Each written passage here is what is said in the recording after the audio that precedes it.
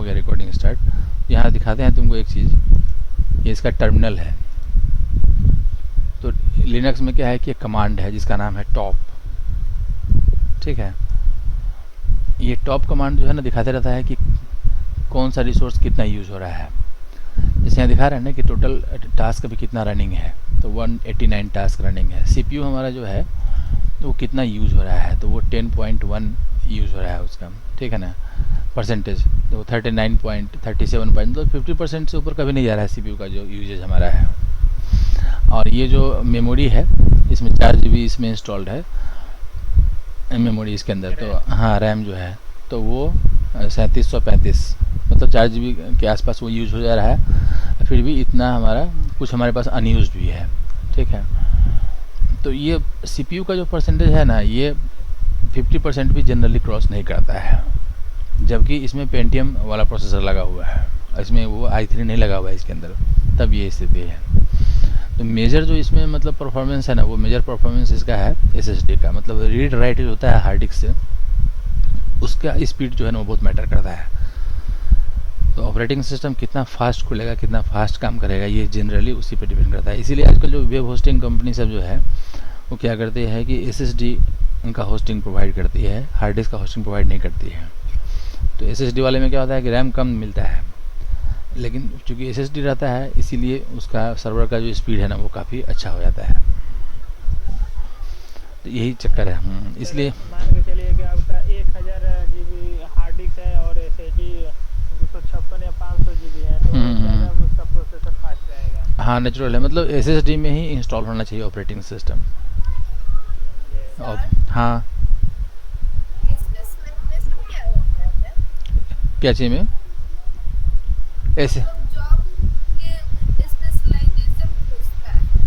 हाँ स्पेशलाइजेशन मतलब है कि तुम्हारा जैसे कंप्यूटर में बहुत सारा चीज़ है, ठीक है, तो किस चीज़ में तुम्हारा ज़्यादा इंटरेस्ट है या ज़्यादा एक्सपर्टाइज है। जैसे डेटाबेस का है उसमें ज़्यादा एक्सपर्टाइज है, या फिर जो मतलब ऑपरेटिंग सिस्टम है उसमें ज़्यादा एक्सपर्टाइज है, या फिर मान लो प्रोग्रामिंग में भी है तो प्रोग्रामिंग में भी फ्रंट एंड का जो प्रोग्रामिंग है उसमें ज़्यादा एक्सपर्टाइज है, या बैक एंड का जो प्रोग्रामिंग है उसमें ज़्यादा एक्सपर्टाइज है, या नेटवर्किंग है उसमें ज़्यादा एक्सपर्टाइज है, डेटा माइनिंग है उसमें इंटरेस्ट है ना, आर्टिफिशियल इंटेलिजेंस है उसमें इंटरेस्ट है, मतलब बहुत सारा एस्पेक्ट है कंप्यूटर का।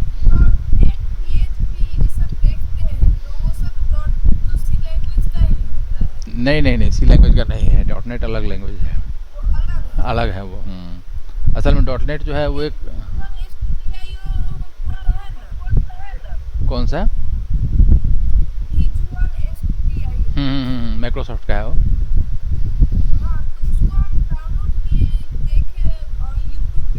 अच्छा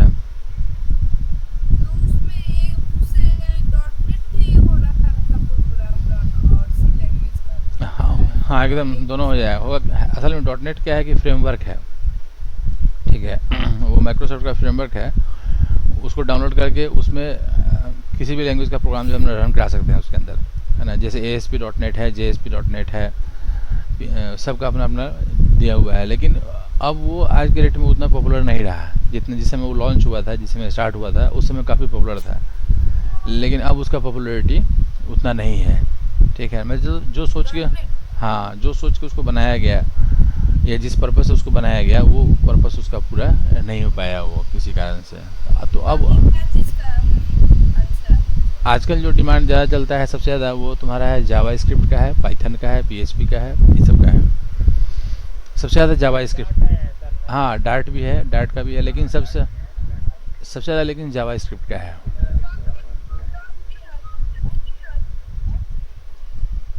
डॉट नेट भी सही है लेकिन हाँ नहीं मल्टीपल अगर माइक अगर ओपन होगा ना तब वो इको करेगा तब। और अगर मान लो किसी के पास अगर हेडफोन अगर यूज नहीं किया हुआ है तब वो ज़्यादा इको करेगा आवाज़। मतलब जावा स्क्रिप्ट जो है ना सबसे अगर डिमांड में कहो कि कोई लैंग्वेज अगर आज के डेट में अगर है तो वो जावा स्क्रिप्ट है, मोस्ट डिमांडिंग लैंग्वेज। क्योंकि जावा स्क्रिप्ट में क्या होता है कि मतलब बैक एंड का कोडिंग, फ्रंट एंड का कोडिंग सब कुछ उसमें आसानी से हो जाता है। अगर तुमको कोई मोबाइल ऐप बनाना है तो वो भी बन जाएगा, कोई डेस्कटॉप ऐप बनाना है वो भी बन जाएगा, कोई वेबसाइट बनाना है वो भी बन जाएगा, एवरीथिंग सब कुछ उसमें कर सकते हैं। क्योंकि वो ब्राउज़र का अपना वो लैंग्वेज है और जब से ये क्लाउड कंप्यूटिंग हो गया है, जब से सब कुछ इंटरनेट पे आ गया है, तो हर काम जो है ब्राउज़र बेस्ड होता है। तो ब्राउज़र का अपना जो लैंग्वेज होगा वो नेचुरल है कि वही सबसे ज़्यादा पॉपुलर होगा। यही कारण है कि जावास्क्रिप्ट का पॉपुलैरिटी जो है डे बाई डे बढ़ते जा रहा है और सबसे ज़्यादा डिमांड में वही है। मतलब वो जावा नहीं है, वो जावा स्क्रिप्ट है। जावा अलग लैंग्वेज है और जावा स्क्रिप्ट अलग लैंग्वेज। हाँ, वो जावा अलग, वो अलग है, वो अलग है, दोनों में अंतर है। जैसे यहाँ पे दिखाते हैं जावा वर्सेस जावा स्क्रिप्ट।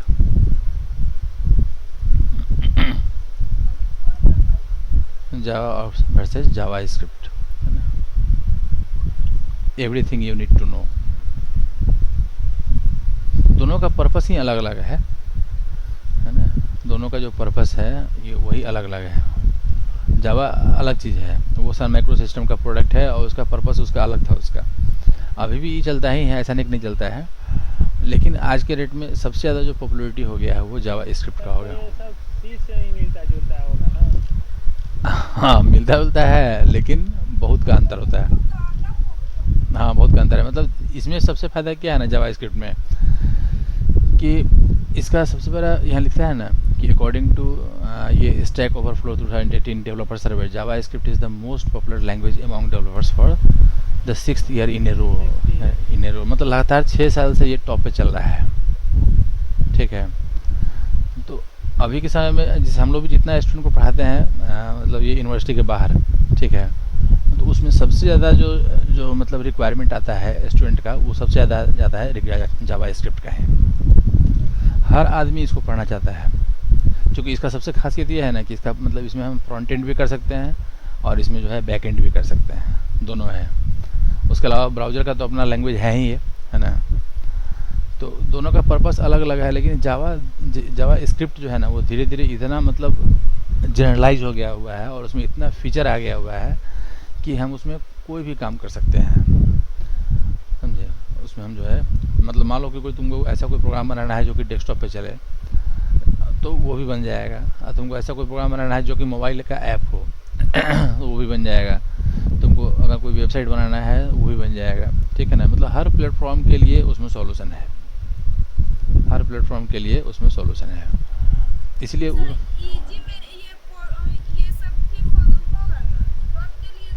नहीं, जॉब के लिए सबसे मतलब आज के रेट में सबसे जो डिमांडिंग लैंग्वेज है वो जावा स्क्रिप्ट ही है, जॉब के लिए भी।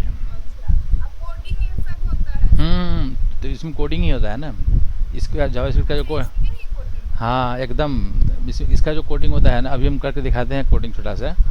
ये बिल्कुल वही होता है जैसे हम लोग सी में काम करते हैं ना, तो ऑलमोस्ट वही सिंटैक्स जावा स्क्रिप्ट भी यूज़ करता है। लेकिन जावा स्क्रिप्ट बहुत ज़्यादा एडवांस, उसके अलावा भी एडवांस है। जैसे एक तुमको छोटा सा भी दिखाते हैं फीचर एक, जैसे ये जो ब्राउज़र हमारा है, ठीक है ना, तो हर आदमी के पास ब्राउज़र होगा, क्योंकि हर आदमी लैपटॉप पे या डेस्कटॉप पे काम कर रहा है, तो क्रोम सबके पास है, ठीक है।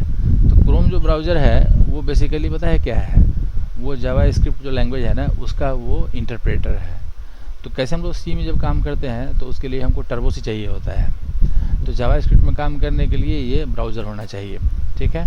अब जैसे इसमें दिखाते हैं, मान लो अगर तुमको प्रोग्रामिंग करना है, सी की तरह का प्रोग्रामिंग करना है, तो कितना आसानी से काम हो जाएगा। देखो नया टैब ओपन कर लो और इसमें मेनू में जाओ, यहाँ पे एक आता है मोर टूल्स के अंदर डेवलपर टूल्स, ठीक है।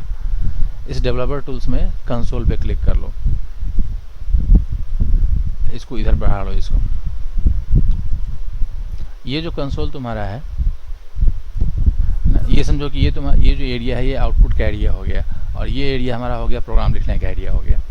तो इस एरिया में हम वेरिएबल डिफाइन कर सकते हैं, इफ एल्स स्टेटमेंट यूज़ कर सकते हैं, लूपिंग स्टेटमेंट यूज़ कर सकते हैं, सब कुछ हम यहाँ पे राइट कर सकते हैं, एवरीथिंग, ठीक है। ये जो हमारा टर्मिनल है इस पर, जैसे मान लो यहाँ पे हमको क्या करना है कि इस एरिया में यहाँ पे कुछ लिखना है, हेलो जावा स्क्रिप्ट लिखना है, तो इसका इतना अच्छा इसका ऑटो सजेशन आएगा। जैसे तुम लिखना शुरू करोगे ना, अपने आप वो सजेस्ट करना शुरू करेगा। जैसे देखो यहाँ दिखाते हैं डॉक्यूमेंट डॉट राइट, तो ये डॉक्यूमेंट डॉट राइट जो है ना, ये समझो कि हो गया प्रिंटफ की तरफ, कि डॉक्यूमेंट हमारा ऑब्जेक्ट है और राइट उसका फंक्शन है ना। इसमें मान लो हम यहाँ पे लिखते हैं कि हेलो जावा स्क्रिप्ट या हेलो वर्ल्ड, कुछ भी जो भी मैसेज प्रिंट करना है, सेमी कॉलन। जैसे प्रिंट करेंगे, इंटर प्रेस करेंगे, ये मैसेज यहाँ पे आ गया, प्रिंट हो गया। देखा, ये मेरे प्रोग्राम का आउटपुट हो गया, है ना। अब मान लो कोई वेरिएबल डिफाइन करना है, तो यहाँ लिखेंगे कि वेर, है ना, और जैसे वेरिएबल का नाम दे दिए age equal to 12 semicolon. तो अब क्या है ना कि ये एज नाम का वेरिएबल यहाँ पे डिफाइन हो गया, है ना। अब इस एज नाम के वेरिएबल को डिस्प्ले करना है, तो फिर वही दो ऑप्शन है, या तो अलर्ट यूज़ कर सकते हैं या फिर डॉक्यूमेंट राइट यूज़ कर सकते हैं। अगर अलर्ट यूज़ करेंगे तो वो पॉपअप बॉक्स में आ जाएगा। जैसे अगर यहाँ लिखेंगे कि अलर्ट, है ना, और यहाँ लिखेंगे कोई मैसेज कि your age is and then plus age और फिर सेमी कॉलन, देखो आ गया ना पॉपअप बॉक्स। इस बॉक्स में लिखा हुआ आ गया योर एज इज़ 12। अब मान लो हमको इनपुट लेना है यूज़र से किसी वेरिएबल में, तो इनपुट लेने के लिए पहले कोई वेरिएबल डिफाइन कर लेते हैं। जैसे मान लो वेरिएबल डिफाइन कर लिए यहाँ पे, जिसका नाम दिए नेम, है ना। अब क्या करना है कि उस नेम में इनपुट लेना है, तो लिखेंगे कि नेम इक्वल टू, तो सी में कैसे प्रिंट स्कैनएफ यूज़ करते हैं, तो यहाँ पे स्कैनएफ के बदले है प्रॉम्प्ट, PROMPT प्रॉम्प्ट, और प्रॉम्प्ट में मैसेज पास कर देंगे कि प्लीज़ इंटर योर नेम। जैसे ही इसको इंटर प्रेस करेंगे तो यहाँ पे आ जाएगा ये बॉक्स, इसमें पूछेगा प्लीज़ इंटर योर नेम। जो हम यहाँ लिखे थे ना वही चीज़ यहाँ भी आ गया। अब मान लो यहाँ पे हमने नाम में लिखा कुछ भी, जैसे ABC XYZ, तो जब यहाँ ओके पे क्लिक करेंगे, ये ABC XYZ जो है ना, ये इस नेम वाले वेरिएबल में आ जाएगा, इसमें आ गया। अब हम वेलकम का मैसेज प्रिंट करना चाहते हैं, तो या तो जैसे लिखेंगे डॉक्यूमेंट डॉट राइट, है ना, यहाँ लिखेंगे कि welcome mister and then plus name. इतना आसान है समझना है इसको। यहाँ आ गया ना कि वेलकम मिस्टर ABC XYZ, मतलब इस पूरे, ये हमारा आउटपुट का एरिया हो गया, ब्राउज़र का जो मेन विंडो है, और ये हमारे लिए प्रोग्रामिंग का एरिया हो गया। ये मतलब ब्राउज़र अगर तुम्हारे पास है ना, तो तुम पूरा का पूरा जावा स्क्रिप्ट लैंग्वेज जो है आराम से इसमें टेस्ट कर सकते हो, और नहीं तो फिर कोई फाइल क्रिएट करके उस फाइल को भी यहाँ से हम रन करा सकते हैं। दोनों पॉसिबिलिटी है। देन एंड देयर अगर चेक करना है तो यहाँ पे चेक कर सकते हैं। और सबसे बड़ी बात यह है कि इस लैंग्वेज का जो सिंटैक्स है, वो सिंटैक्स बहुत कुछ मिलता जुलता है सी से। जैसे इफ एल्स का जो सिंटैक्स है, स्विच केस का जो सिंटैक्स है, व्हाइल लूप है, फॉर लूप है, वो सब कुछ मिलता जुलता है। लेकिन उसके अलावा भी इसका अपना बहुत सारा एडवांस फीचर है, ठीक है, जो आजकल रियल लाइफ प्रोग्रामिंग में बहुत यूज होता है। तो यही कारण है कि इस लैंग्वेज का पॉपुलैरिटी जो है ना इतना ज़्यादा बढ़ा हुआ है, और ये डे बाय डे ये इतना पॉपुलर होते जा रहा है। मतलब आज के डेट में ये हो गया हुआ है कि किसी को प्रोग्रामिंग अगर आता है तो ये मान के चला जाता है कि जावा स्क्रिप्ट उसको आता होगा, है ना। तो प्रोग्रामिंग करने का मतलब ही, इसलिए ये 4th सेमेस्टर का जो भी क्लास हम ले रहे हैं वेब टेक्नोलॉजी का, उस वेब टेक्नोलॉजी वाले में सिलेबस में जावा स्क्रिप्ट बहुत कम दिया हुआ है, मैक्सिमम जावा दिया हुआ है। लेकिन हम लोग उसमें क्या कर रहे हैं कि जावा को इग्नोर करके जावा स्क्रिप्ट को ही फुल्ली पढ़ रहे हैं। क्योंकि जो स्टूडेंट हमारा है वो 5th सेमेस्टर 4th में है, 4th के बाद 5th में जाएगा, तो उसको फिर मार्केट में जाना है, तो वहाँ अब उसको वो जावा काम नहीं देगा, वहाँ पे वो जावा स्क्रिप्ट ही काम देगा उसको। तो नेचुरल है कि जो चीज़ अभी ट्रेंडी है ना, जो भी मार्केट में डिमांड में है, उसको पढ़ने में फ़ायदा है। और सिंटैक्स अगर एक लैंग्वेज का अगर पता लग गया ना, तो दूसरी लैंग्वेज का सिंटैक्स में जानने में कोई खास मतलब ये नहीं है। और ये भी जो लैंग्वेज है ये फुल्ली ऑब्जेक्ट ओरिएंटेड है, कि जैसे हम लोग जावा में बनाते हैं ऑब्जेक्ट क्लास के थ्रू, ठीक है, वैसे यहाँ भी हम लोग ऑब्जेक्ट बना सकते हैं, अपना क्लास बना सकते हैं, क्लास के अंदर मेथड बना सकते हैं, सब कुछ कर सकते हैं, एवरीथिंग, है ना, ईच एंड एवरीथिंग। यही इसका सबसे बड़ा जो है ना खासियत इसका है। तो इसीलिए अभी से अगर कंसंट्रेट करना है अगर इस चीज़ पे, तो जावा स्क्रिप्ट पे ही सबसे ज़्यादा कंसंट्रेट करने की ज़रूरत है। ये बेस्ट। इसका तो ऑनलाइन कोर्स ये सब भी आता है। सब कुछ आता है, अभी यूट्यूब पे तुमको मिल जाएगा। होता है हाँ, क्यों नहीं, स्टार्टिंग करने के लिए अच्छा है। चाहे कोई बुक ले लो, बहुत सारा बुक आता है, कोई बुक ले लो, बुक से पढ़ करके उसका प्रोग्राम टाइप करके अपने से देखो उसको, है ना। लेकिन इसका मतलब सबसे बड़ी बात है कि इसका एक तो बेसिक सिंटैक्स है।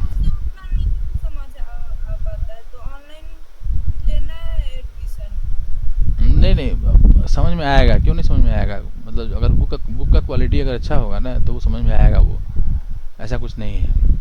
ऐसे भी ये मेरा पढ़े हुए हैं, जावास्क्रिप्ट पढ़े थे, हम्म। लेकिन उतना समझ आया, लेकिन लास्ट में समझ उतना नहीं आया। हाँ, तो वो जैसे जैसे उसमें आदमी आगे बढ़ता है ना, वैसे वैसे उसका उसका जो सिंटैक्स है वो कम्प्लेक्स होता चला जाता है। जैसे शुरू का जो सिंटैक्स है वो काफ़ी आसान है, लेकिन बाद का जो इसका बाद का जो एडवांस फीचर है वो तो खैर बीसीए में होगा ही नहीं, ठीक है। लेकिन इसका जो एडवांस नहीं, फीचर, उसका अलग से ट्यूशन लिए थे। अच्छा, तो इसका जो एडवांस फीचर जो है ना वो काफ़ी मतलब वो कम्प्लेक्स है वो। तो लेकिन उस लेवल पे आने में टाइम बहुत हार्ड है। उस लेवल पे आने में टाइम लगेगा। उस लेवल पे आने में जो है वो टाइम लगेगा, है ना। ऐसा नहीं है, तो इसका तो जावास्क्रिप्ट के लिए जावा कोर जावा या एडवांस जावा पढ़ना जरूरी है क्या? कोई ज़रूरी नहीं, कोई ज़रूरी नहीं। एकदम मतलब सिंटैक्स मिलता है, नाम भी मिलता है, लेकिन उसका ऐसा कोई रिक्वायरमेंट नहीं है ना। ऐसा कोई रिक्वायरमेंट नहीं है। तुम आराम से मेरे पास एक बुक है, बताते हैं उसका प्रोफेशनल, कौन सा? बताते हैं, एक मिनट, प्रोफेशनल ये वाला है तो मतलब बहुत काफ़ी मोटी बुक है ये, बहुत लेंदी लिखा हुआ है, लेकिन बहुत अच्छा है ना। अच्छा है इन द सेंस मतलब एकदम इतना डेप्थ में है ये वाला है। इसको पढ़ने में तुमको टाइम लगेगा, बहुत टाइम लगेगा, क्योंकि बहुत छोटा छोटा लिखा हुआ है और बहुत लंबा चौड़ा है ये, लेकिन एकदम डेप्थ में गया हुआ है ना। एक एक चीज़ इसमें एक्सप्लेन किया हुआ है इसके अंदर। यही है निकोलस सी जैकास, इसका नाम है, राइटर का नाम इसका जो है ना। लेकिन इतना बढ़िया लिखे हुआ है। इसका देखो चैप्टर का लिस्ट देखो यहाँ से, है ना। Chapter 1 what is JavaScript, ये बेसिक्स, ऑब्जेक्ट बेसिक्स, इनहेरिटेंस, है ना, in the browser, DOM basics, करते करते करते करते लास्ट 20 चैप्टर इसमें दिया हुआ है। लेकिन वो 20 का 20 चैप्टर जो है ना बहुत अच्छा है, और एक एक चैप्टर का जो लेंथ है ना वो काफ़ी ज़्यादा है। तो इसको ऐसा नहीं है, इसको मतलब लेकर के तुम आराम से तुम पढ़ सकते हो। ये नहीं लेके चलना है कि अभी लिए और ख़त्म, तुमको इसको पढ़ने में साल भर लग जाएगा, है ना। इसके हर प्रोग्राम को समझने में, टाइप करने में, रन कराने में बहुत टाइम लगेगा इसको, ठीक है। लेकिन इसको हम लोग रिकमेंड करते हैं, क्योंकि हम खुद इसको पढ़े हुए हैं, तो इसलिए तुम इसको ले सकते हो, है ना। 672 पेजेस का ये बुक है ये। फॉन्ट एकदम छोटा है, ठीक है। तो 672 पेज जो है वो फॉन्ट छोटा होने के कारण मान के चलो कि ये मोर देन 1000 पेजेस का है ये बुक है ये। ऐसे बुक बहुत सारा मिलेगा, लेकिन जितना डेप्थ इसमें लिखा हुआ है ना, आप बेसिकली ये प्रोफेशनल्स के लिए लिखा हुआ है, लेकिन स्टार्टिंग एकदम बेसिक से किया हुआ है प्रोफेशनल्स के लिए। स्टार्टिंग एकदम बेसिक से किया हुआ है। जैसे फंक्शन ही है, तो नॉर्मल जो हम लोग सी में फंक्शन डिफाइन करते हैं, या C++ में फंक्शन डिफाइन करते हैं, या जावा में फंक्शन डिफाइन करते हैं, तो वहाँ पे जो कंसेप्ट है बहुत बड़ा कंसेप्ट नहीं होता है, या फिर सिंपल जो एरे डिफाइन करते हैं। लेकिन तुम जावा स्क्रिप्ट में जब इन करोगे ना, तब तुम केवल जब एरे पढ़ना शुरू करोगे तब तुमको फील होगा कि इसका जो एरे है वो कितना रिच है ना। उसमें इतना फीचर है, इतना फीचर है, इतना फीचर है कि सारे फीचर्स को एक साथ माइंड में लेके बैठना भी बहुत मुश्किल काम है। लेकिन ये चीज़ है कि अगर पूरा कंसेप्ट क्लियर है, तो उस एरे पे कोई भी अगर काम करना है ना, किसी भी तरीके से प्रोसेसिंग करना है, तो ये तुमको फील नहीं होगा कि हमारे पास ये फैसिलिटी नहीं है ना। तुम जिस तरह से उसको प्रोसेस करना चाहोगे उस तरीके से वो प्रोसेस हो जाएगा। वो वही हाल PHP का भी है। PHP में भी वही कहानी है कि वो भी इतना रिच लैंग्वेज है, इतना रिच लैंग्वेज है कि वो उसमें भी सारा फैसिलिटी है। बस अंतर इतना है कि PHP केवल बैकएंड के लिए यूज होता है, और जावा स्क्रिप्ट स्टार्टिंग हुआ था केवल फ्रंट एंड से, लेकिन आज की डेट में ये front end plus back and दोनों हो चुका है। इस कारण से है कि इसको पढ़ना ज़्यादा अच्छा है, क्योंकि एक ही लैंग्वेज पढ़ो और उसी से दोनों साइड का कोडिंग कर लो, फ्रंट एंड का भी कोडिंग कर लो, बैक एंड का भी कोडिंग कर लो, है ना। ये चीज़ है, तो दो लैंग्वेज पढ़ने का ज़रूरत नहीं पड़ता है, एक ही सिंटैक्स से दोनों काम हो जाता है। लेकिन जिसको पहले से PHP पता है, ठीक है ना, वो क्या करता है कि बैकएंड के लिए PHP यूज़ कर लेता है, फ्रंट एंड के लिए जावास्क्रिप्ट यूज़ कर लेता है। तो अपना अपना चॉइस है कि हम उसको दोनों को मिक्स भी कर सकते हैं, या फिर दोनों के लिए। लेकिन PHP को हम फ्रंट एंड के लिए यूज़ नहीं कर सकते हैं। PHP को जब यूज़ करना हो तो बैक एंड के लिए यूज़ करना होगा। ये चीज़ है, हर लैंग्वेज का अपना अपना फीचर है। हर लैंग्वेज का जो है ना अपना अपना फीचर है। तो इस लैंग्वेज को सीखने के लिए कोई एक्स्ट्रा सॉफ्टवेयर की ज़रूरत नहीं है, बस ब्राउज़र होना चाहिए, कंसोल ओपन कर लेना है और जो भी कोड है उस कोड को यहाँ राइट करते जाना है, उसका आउटपुट यहाँ पे देखते जाना है ना। तो इसलिए बिल्कुल टर्बो की तरह का चीज़ हो जाता है ये चीज़ जो है। एक मिनट इसको पिन करा लेते हैं,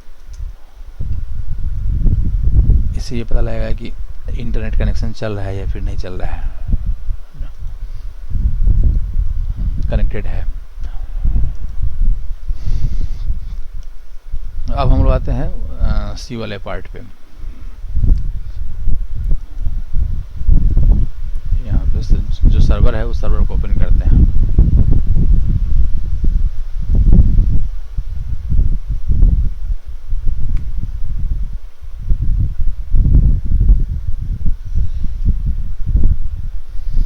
अच्छा, इसका ये कंसोल खुला हुआ है नहीं। कंसेप्ट तो हर जगह वही है जो कि सी में है, लेकिन उसको इम्प्लीमेंट करने का तरीका जो है ना, उसको जैसे जैसे नया नया लैंग्वेज आता है उसमें उसको आसान बना दिया गया है।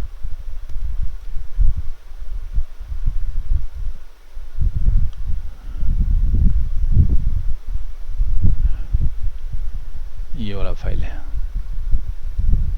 इसको थोड़ा सा फास्ट भी करना है ना, मतलब चूँकि मैक्सिमम स्टूडेंट यहाँ जो है वो बीसीए किया हुआ होगा।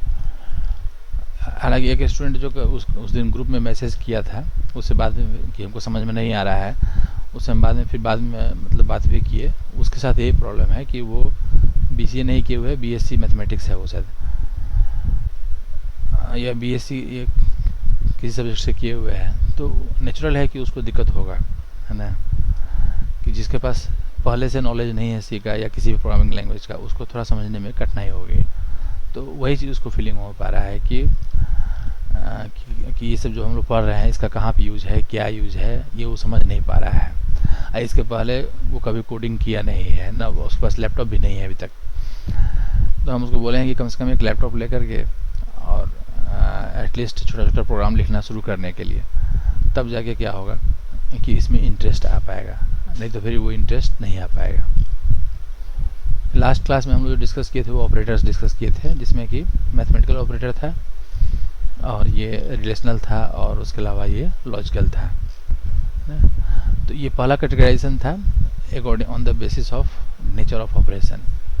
दूसरा जो कैटेगराइजेशन है जो ऑलरेडी हम लोग डिस्कस कर भी चुके हैं, बी इसको लिखेंगे कि on the basis of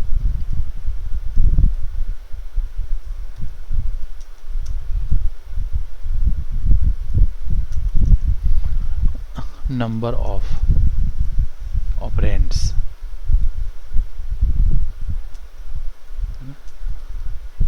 passed to the operator। किसी ऑपरेटर के पास कितना ऑपरेंड हम पास करते हैं उसके हिसाब से भी जो है ना उसका कैटेगराइजेशन होता है। तो नेचुरल है कि एक तो यूनिटी है ऑपरेटर, नाम से ही क्लियर है कि when number of operand is 1, then the operator is called unary operator। कई सारे इसका एग्जाम्पल है, सबसे बढ़िया एग्जाम्पल तो ये है, प्लस प्लस है, माइनस माइनस है, ये दो मोस्ट कॉमनली यूज्ड एग्जाम्पल है। लेकिन इसके अलावा भी है, जैसे सिंपल जो प्लस है ना, ये एज ए बाइनरी भी यूज होता है और एज ए यूनिटरी भी यूज होता है। जैसे सिंपली लिख दिया +5, तो वो भी सही है। +5 क्या है, सिंपल 5 है, तो वहाँ भी प्लस हमारा ऑपरेटर हो गया, 5 हमारा उसका वैल्यू हो गया, ऑपरेंड हो गया। सिंपल जो माइनस है ये भी, इसको भी हम यूज़ कर सकते हैं एज ए यूनिटरी ऑपरेटर। ये जो एस्टेरिस्क का जो सिंबल है ये भी जब पॉइंटर के साथ यूज होता है तो उसके इसमें ये यूनिटरी ऑपरेटर ही यूज होता है। उसके अलावा ये जो एम्परसेंड है ना, ये भी एड्रेस ऑफ ऑपरेटर है, जो कि इसका नेफ में हम लोग यूज़ कर सकते हैं वेरिएबल ग्राम के पहले। ये भी एक तरह का यूनिटरी ऑपरेटर है ना। तो ये सब जो है ना कॉमनली यूज्ड यूनिटरी ऑपरेटर है, जिसको कि हम लोग यूज़ करते हैं। या फिर जैसे नॉट का सिंबल है ना। ये भी हमारा यूनिटी ऑपरेटर है कि निगेशन के लिए है कि कोई एक्सप्रेशन अगर पहले से ट्रू है उसको फॉल्स करना है तो उसके लिए नॉट लगा देना है, या कोई पहले से फॉल्स है उसको अगर ट्रू करना है तो उसके। 1 मिनट, यूनिवर्सिटी से फ़ोन आ रहा है थोड़ा, 1 मिनट फिर हम वापस होते हैं।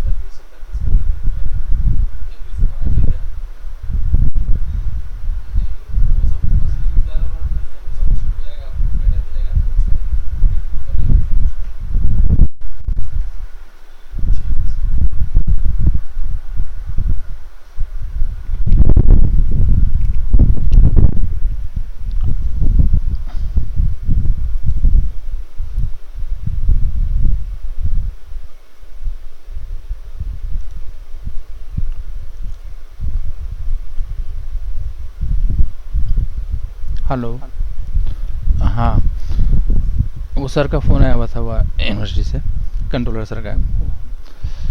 तो ये इतना जो ऑपरेटर है ना, ये सब का सब जो ऑपरेटर है ये यूनिटी ऑपरेटर है। इसमें मतलब जनरली हम लोग क्या करते हैं कि एक आर्गूमेंट इसमें पास करते हैं, तो उसको आर्गूमेंट नहीं बोलते हैं, उसको बोलते हैं ऑपरेंड बोलते हैं। ये ऑपरेंड जो है ना, ये बेसिकली आर्गूमेंट ही है कि अगर हम लिखते हैं कि 5 + 4, तो 5 और 4 जो है ना उसका ऑपरेंड है। उसका फंक्शन अगर होता है तब उसको आर्गूमेंट बोलते हैं, और जो ऑपरेटर का केस होता है तो उसको ऑपरेंड बोलते हैं। दूसरा जो है सबसे कॉमनली यूज जो है वो बाइनरी है। बाइनरी ऑपरेटर है ना। इसका क्या है काम कि when the number of operand is 2, then that operator is called binary operator.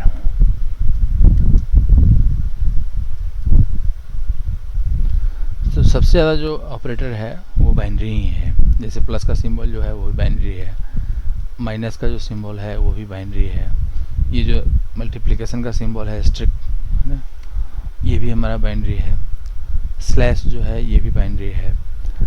उसके अलावा परसेंट का जो सिंबल है मॉडुलस ऑपरेटर, ये भी बाइनरी है। इन सब के अलावा जैसे plus equal to, minus equal to है ना, strict equal to, slash equal to, percent equal to, then जैसे लेस देन या फिर less than equal to, greater than equal to, double equal to, not equal to, exclamation वाले symbol के साथ not equal to, और फिर जैसे ये डबल एम्परसेंट, डबल पाइप। सबसे ज़्यादा ऑपरेटर जो है वो बाइनरी है। और एक तीसरा भी कैटेगरी है जिसका नाम है टर्नरी, वो सिंगल है। वो थर्ड नंबर जो है वो है टर्नरी ऑपरेटर। इस केस में नाम से क्लियर है कि नंबर ऑफ ऑपरेंड्स इज 3। तो एक ही ऐसा ऑपरेटर है, वो चाहे सी हो, चाहे C++ हो, चाहे जावा हो या जावा स्क्रिप्ट हो, कोई भी लैंग्वेज है, उसमें ये सिंगल मतलब ये ऑपरेटर है जो कि टर्नरी है, इसको बोलते हैं कंडीशनल ऑपरेटर। तो उसमें नेचुरल है कि उसमें 3 आर्गुमेंट पास करना है, तो उसमें 2 सिंबल होना चाहिए। तो पहला सिंबल जो है वो क्वेश्चन मार्क का होता है और दूसरा सिंबल जो है वो कोलोन का होता है। तो ये क्वेश्चन मार्क और कोलोन जो है स्क्रीन रिकॉर्डर नहीं यूज किया है क्या? नहीं चल रहा है। चल रहा है।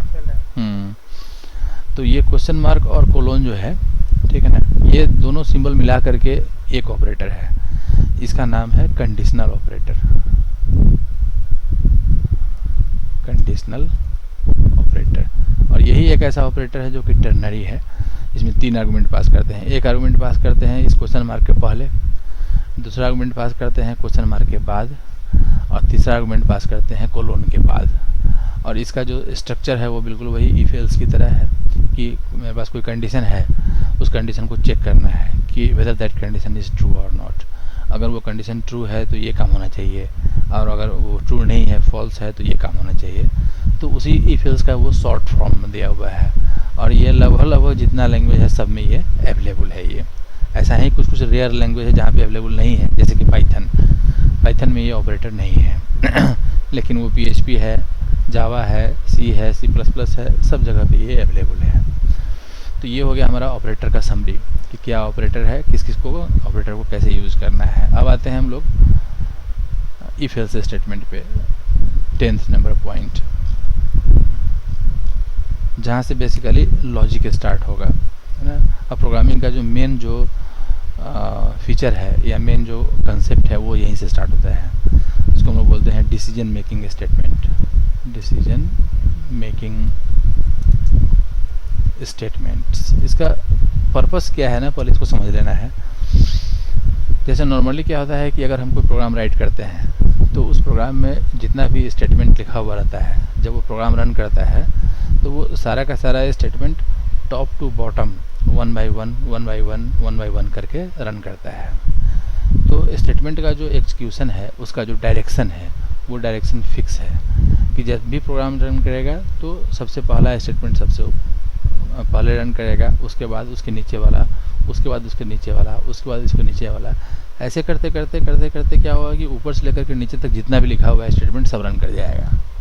अब इसमें यह है कि सिचुएशन कभी कभी ऐसा आता है कि हमारे पास जो प्रोग्राम है उसमें 10 स्टेटमेंट लिखा हुआ है, और मेरा इंटेंशन ये है कि उस 10 स्टेटमेंट में से जो 6 स्टेटमेंट है वो एक कभी रन करे, और जो 4 स्टेटमेंट है वो कभी और रन करे। मतलब हम चाहते हैं कि उसमें ग्रुपिंग कर दें, ठीक है, कि किसी खास सिचुएशन में ये सेट ऑफ स्टेटमेंट काम करे और किसी खास सिचुएशन में ये सेट ऑफ स्टेटमेंट काम करे, है ना। क्योंकि अगर वैसा नहीं करेंगे तो फिर बहुत मुश्किल हो जाएगा। जैसे सबसे छोटा सा एग्जाम्पल लिख लेते हैं कि मान लो कि हमें क्या करना है कि एक ऐसा प्रोग्राम बनाना है जिसमें ये करना है कि कोई नंबर इनपुट लेने के बाद ये बताना है कि नंबर जो है वो निगेटिव है या फिर पॉजिटिव है। तो नेचुरल है कि कोई भी जो नंबर होगा या तो वो निगेटिव होगा या वो पॉजिटिव होगा। चूँकि 0 भी पॉजिटिव में काउंट करते हैं हम लोग, तो 2 ही पॉसिबिलिटी है, या तो नंबर निगेटिव होगा या फिर नंबर पॉजिटिव होगा। तो नेचुरल है कि प्रोग्राम में 2 तरह का प्रिंट एफ होना चाहिए। एक प्रिंट एफ होना चाहिए जो निगेटिव को प्रिंट करेगा, और एक प्रिंट एफ होना चाहिए जो कि पॉजिटिव को प्रिंट करेगा। तो दोनों प्रिंट एफ तो प्रोग्राम लिखना कंपलसरी है, लेकिन इसके बावजूद भी ये भी फैक्ट है कि कोई भी जो एक नंबर है वो एक साथ नेगेटिव और पॉजिटिव दोनों नहीं हो सकता है, या तो वो नेगेटिव होगा या पॉजिटिव होगा। अब वहाँ पे झंझट ये है कि प्रोग्राम में 2 प्रिंट एफ लिखा हुआ है, दोनों का दोनों प्रिंट एफ जब रन करेगा तो एक साथ रन कर जाएगा, तो वो लिखेगा नेगेटिव भी और वो लिखेगा पॉजिटिव भी। तो कैसे इसको हम कंट्रोल करें, हम कैसे डिसाइड करें कि कौन सा प्रिंटफ कब काम करेगा, कौन सा प्रिंटफ कब काम नहीं करेगा। तो चूँकि इस चीज़ का डिसाइड कैसे किया जाता है, तो इसीलिए इसका नाम दिया गया डिसीजन मेकिंग स्टेटमेंट, है ना। कि इस तरह का जो स्टेटमेंट बनाया गया, इसके पीछे रीज़न यही था कि हम लोग इस तरह के स्टेटमेंट का यूज़ करके डिसाइड कर लेते हैं कि ठीक है कि ये स्टेटमेंट अभी रन करना चाहिए या ये स्टेटमेंट अभी रन नहीं करना चाहिए, है ना। ये हमारे ऊपर डिपेंड करता है। तो नेचुरल है कि वो जो डिसीजन होता है वो डिसीजन किसी न किसी कंडीशन के बेसिस पे होता है। तो जब भी हम डिसीजन लेंगे तो डिसीजन लेते समय क्या करेंगे, कंडीशन राइट करेंगे। तो वो how to write that condition, उस कंडीशन को कैसे राइट करना है, उसके लिए तरह तरह का सिस्टम बनाया गया है।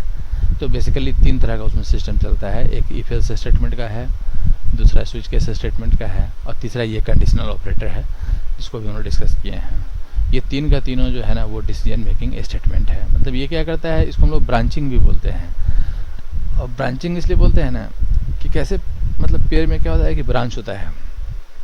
तो ब्रांच का मीनिंग क्या होता है कि अब जैसे जो हमारा फ्लो है, वो फ्लो हमारा स्टार्ट हुआ उसके मेन ब्रांच से, उसके बाद फिर उसका सब ब्रांच में चला गया। या फिर इसको ऐसे समझो कि अभी जैसे हम लोग डिस्कस कर रहे थे स्पेशलाइजेशन के बारे में, तो एमसीए में भी क्या होगा ना कि बाद में स्पेशलाइजेशन का सिस्टम लगेगा। तो होता है कि कुछ स्टूडेंट जो है, जो कॉमन पेपर है वो तो सब पढ़ लिया, लेकिन बाद में जो स्पेशलाइजेशन वाला पेपर है वो स्टूडेंट के चॉइस पे डिपेंड करता है। किसी का चॉइस डेटाबेस में ज़्यादा है तो वो डेटाबेस को पढ़ेगा इन डेप्थ में, किसी का चॉइस नेटवर्किंग में ज़्यादा है तो वो नेटवर्किंग को ज़्यादा अच्छे से पढ़ेगा, किसी का चॉइस ऑब्जेक्ट ओरिएंटेड सिस्टम में है तो वो ऑब्जेक्ट ओरिएंटेड में ज़्यादा अच्छे से पढ़ेगा। तो जनरली कोई भी जो प्रोफेशनल कोर्स होता है, बीटेक है, एमटेक है, बीसीए है, एमसीए है, हर जगह क्या होता है कि लास्ट सेमेस्टर में जाकर के वहाँ पे ब्रांचिंग हो जाता है कि आखिर कौन सा पेपर ऐसा है जिसमें हमको स्पेशलाइजेशन करना है।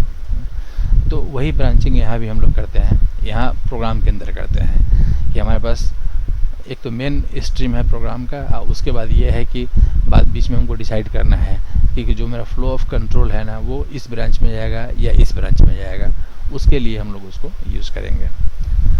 तो है बहुत छोटा सा चीज़, लेकिन बड़ी काम का चीज़ है। काम का चीज़ इसलिए है कि प्रोग्राम का जो आउटपुट है ना वो इसी चीज़ पर डिपेंड करता है कि जो डिसीजन हम ले रहे हैं ना वो डिसीजन हम कितना सही ले रहे हैं। अगर हमारा डिसीजन गलत होगा तो नेचुरल है कि प्रोग्राम का आउटपुट भी गलत होगा, और अगर हमारा डिसीजन अगर सही होगा तो नेचुरल है कि प्रोग्राम का डिसीजन भी सही होगा। ये बिल्कुल वैसे ही है ना, कि कैसे आदमी लाइफ में अपने डिसीजन लेता है कि हमको आगे क्या करना है। तो जो दूर तक सोच लेता है ना, और जो आदमी अपने इंटरेस्ट को पकड़ लेता है और आगे का भी थोड़ा सोच लेता है, और जिसका डिसीजन परफेक्ट होता है, उसका लाइफ स्पान जो है बिल्कुल सही तरीके से चला जाता है। ठीक है। और जो नहीं डिसाइड कर पाता है कि हमको फ्यूचर में क्या करना है, मेरा इंटरेस्ट क्या है या हमको क्या करना चाहिए ना, वो अनडिसाइडेड रह जाता है। तो उसका क्या होता है कि वो अपना जो टारगेट है उस टारगेट को अचीव नहीं कर पाता है। करने का मतलब है कि उसका आउटपुट जो है वो सही से नहीं आ पाता है। वही कहानी प्रोग्राम में भी है कि प्रोग्राम में भी हम जो राइट करते हैं ना, तो हमको कंडीशन राइट करते समय ये सोचना पड़ेगा कि हम जो कंडीशन राइट कर रहे हैं ना, कि ये कंडीशन जो है प्रोग्राम के आउटपुट को अचीव करने में कितना सहायक होगा, है ना। इस चीज़ को हमको डिसाइड करना है। इसलिए कंडीशन राइटिंग करते समय बहुत हड़बड़ा के राइट नहीं करना चाहिए। ये बहुत पेशेंस का काम होता है, क्योंकि जितना सारा पॉसिबिलिटी है, मैक्सिमम पॉसिबिलिटी को हमको क्या करना है, वहाँ पे इनकॉर्पोरेट कर लेना है।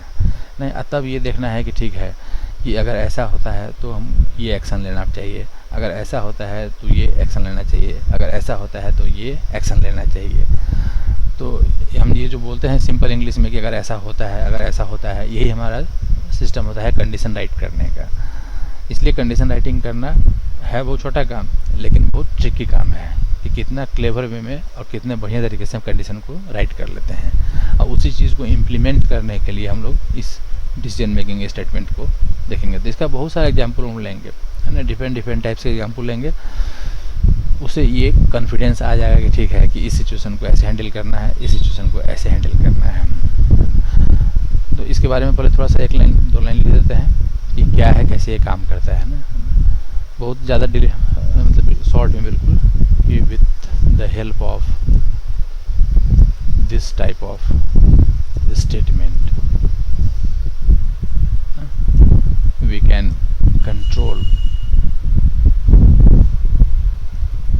direction of flow of control of the program. Basic इसका पर्पस यही है. There are situations where we need to decide which set of statements should be executed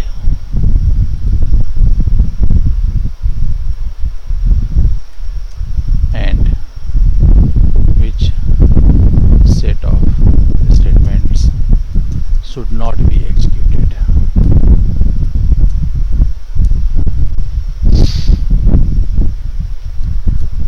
Generally,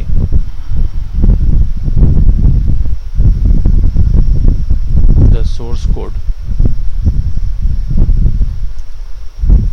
of the program contains different statements for all possible situations, but out of those statements we need to run only a specific set of statements according to the condition.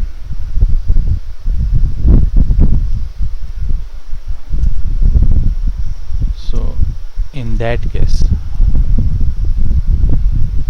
we have to use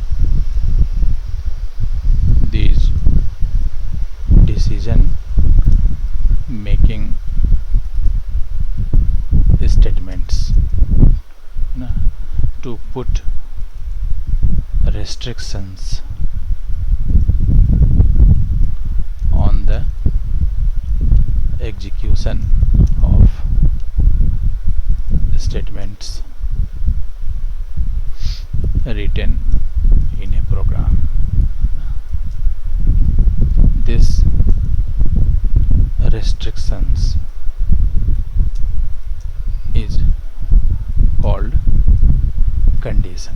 मतलब condition basically क्या है, वो restriction है कि कुछ ना कुछ हमको वहाँ पे रेस्ट्रिक्शन डालना है. जैसे अभी जो हम एग्जांपल लिए हैं इसका क्या बोलते हैं नेगेटिव और पॉजिटिव वाला, उसका एग्जांपल लेते हैं. जैसे मान लो कि केवल डायरेक्टली हमें मेन फंक्शन पे कंसंट्रेट करते हैं. मान लो मेरे पास एक वेरिएबल है जिसका नाम है नम या नंबर. तो वेरिएबल का नाम भी जो है ना, मतलब बहुत छोटा देने की ज़रूरत नहीं है. मीनिंग उसका नाम होना चाहिए मीनिंगफुल, और ऐसा ये होना चाहिए कि ठीक है कि वो नाम से ही पता चल जाए कि उसका पर्पस क्या है. तो उससे क्या होता है कि कमेंट लिखने की ज़रूरत नहीं पड़ती है. तो यहाँ वेरिएबल का टाइप हो गया इंटीजर और नाम हो गया उसका नंबर. अब बाद में हम लोग क्या कर रहे हैं यहाँ पे कि लिखे कि ना printf enter a number.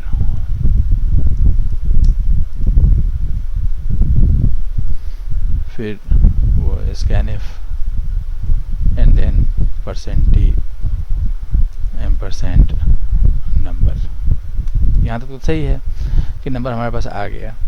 लेकिन अब है कि मेरे पास दो पॉसिबिलिटी है ना. एक पॉसिबिलिटी है कि नंबर कैन बी नेगेटिव और सेकंड पॉसिबिलिटी है कि नंबर कैन बी पॉजिटिव. तो नेचुरली है कि हम प्रिंटफ लिखेंगे, एक प्रिंटफ लिख देंगे कि नंबर इज नेगेटिव, और जो सेकंड पॉसिबिलिटी है उसके लिए सेकंड प्रिंटफ यूज़ कर लेंगे कि प्रिंटफ नंबर इज पॉजिटिव, ऐसा कुछ. तो अब ये प्रोग्राम काम करेगा. लेकिन झंझट इसमें क्या है कि जब ये रन करेगा तो इनपुट लेने के बाद दोनों मैसेज प्रिंट कर देगा, है ना. क्योंकि ये जो प्रिंटफ है ये भी काम करेगा और ये वाला प्रिंटफ जो है ये भी काम करेगा.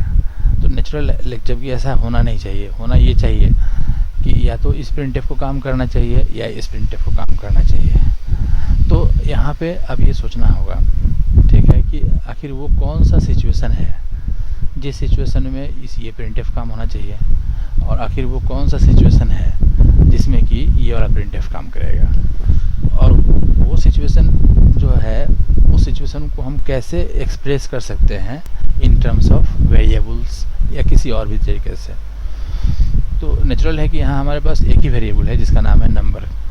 तो अब यहाँ पे ये सोचना होगा माइंड में कि ठीक है कि आखिर इस नंबर का कौन सा फीचर है कि जिस फीचर के फुलफिल होने पे ये वाला प्रिंटफ काम करना चाहिए, और इस नंबर का कौन सा फीचर है जिस फीचर के फुलफिल होने पे ये वाला काम होना चाहिए।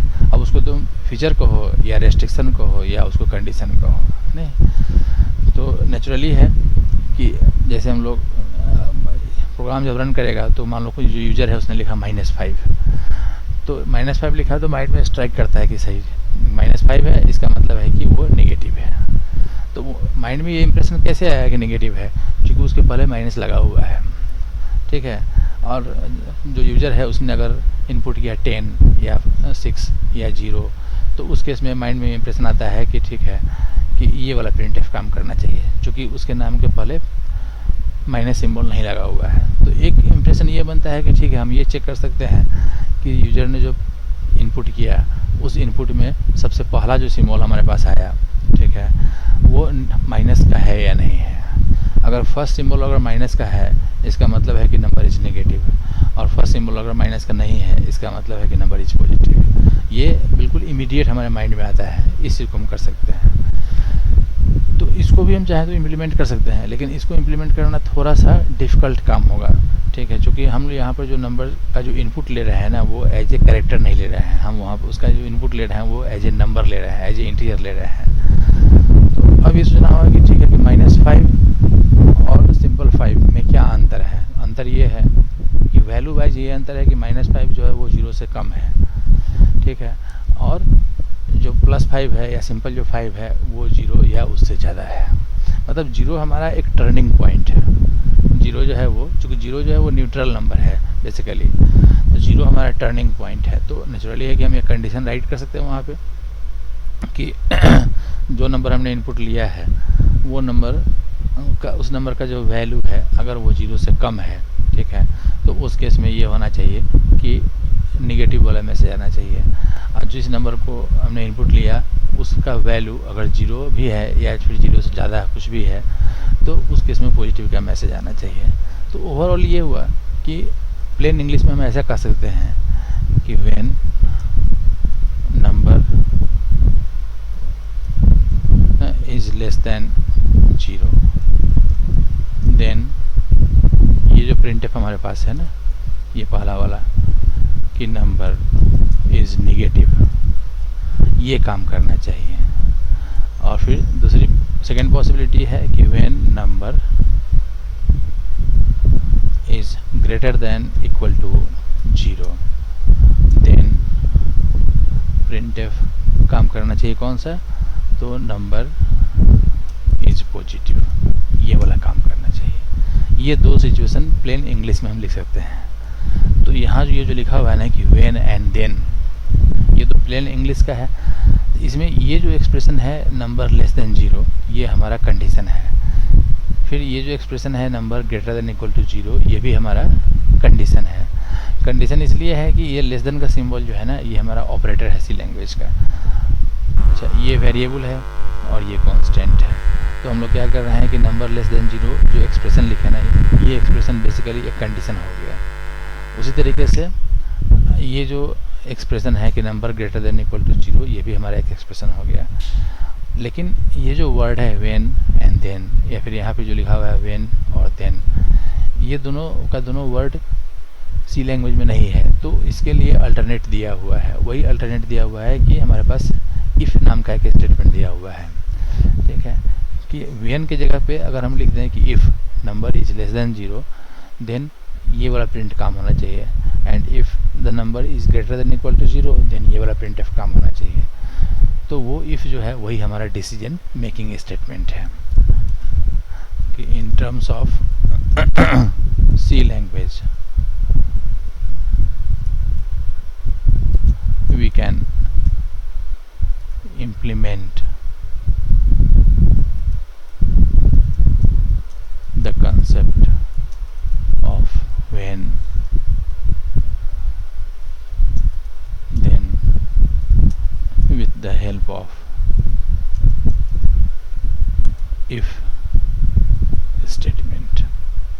नाम का जो स्टेटमेंट है उसका हम यूज़ कर सकते हैं as follows.